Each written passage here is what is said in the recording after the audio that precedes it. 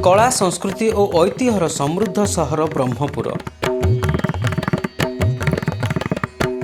ब्रह्मपुर सह जोड़ी होई रही स्वतंत्र राज्य आंदोलनर किछि स्मृति अनुभूति। भाषाभित्तिक स्वतंत्र उत्कल प्रदेश गठनर मूलदुआ पड़िथिला रेशम सहर ब्रह्मपुर रे।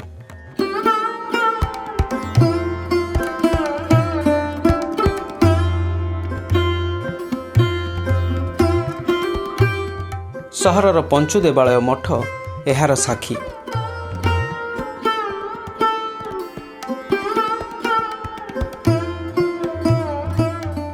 इतिहासर पृष्ठा ओलटाइले जनापड़े जे 1903 मसीहा एप्रिल मास 11 और 12 तारिख में यह पंचु देवालय मठरे आयोजित होता गंजाम जातीय समितिर बैठक।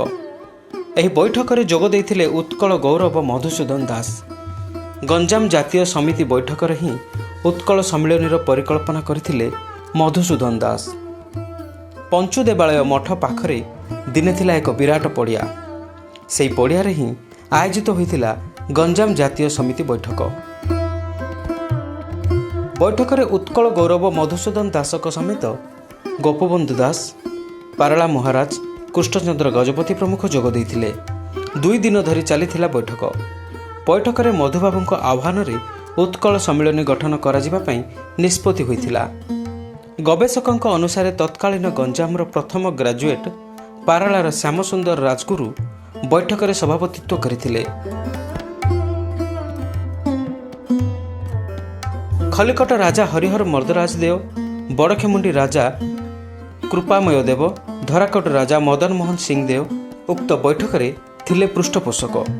भाषाभित्तिक स्वतंत्र ओडिशा राज्य गठन पई गंजाम समितिर प्रस्ताव को मधुसूदन दासଙ୍କ आगरे रखा जाइतिला। मधुबाबू पंचु देवालय मठ सभारे गंजाम जातीय सम्मिलनी को उत्कल सम्मिलनी रे परिवर्तन करने को प्रस्ताव देइथिले। एथिसह उत्कल सम्मिलनी माध्यम रे समस्ते एकजुट होई स्वतंत्र ओडिशा प्रदेश गठन पई लढ़िबा को आह्वान देइथिले। एही पंचु देवालय मठरे आयोजित बैठक रे स्वतंत्र उत्कल प्रदेश गठन पई संगठित प्रयास करा जाइथिले मध्य अनेके एहाकु भूली जाइछन्ति। स्वतंत्र ओडिशा गठनर 90 वर्ष बीती जाइथिले मध्य पंचु देउळ मठ सह जड़ित थिबा स्मृति चर्चा को आसी पारु नहीं। स्मृति रक्षा पई कोनोसी उद्यम मध्य होई नहीं। गंजाम जातीय समिति बैठक रे जोग देइथिबा बरपुत्र मानकर प्रतिमूर्तिटिए मध्य नहीं। ए दिगरे सेतटा प्रयास होइथिबा मने हेउ नहीं। पंचु देउळ मठ को राज्य स्मारकी भावे मान्यता देबाकू गत किछि वर्ष हेब ही स्वर उठिछि।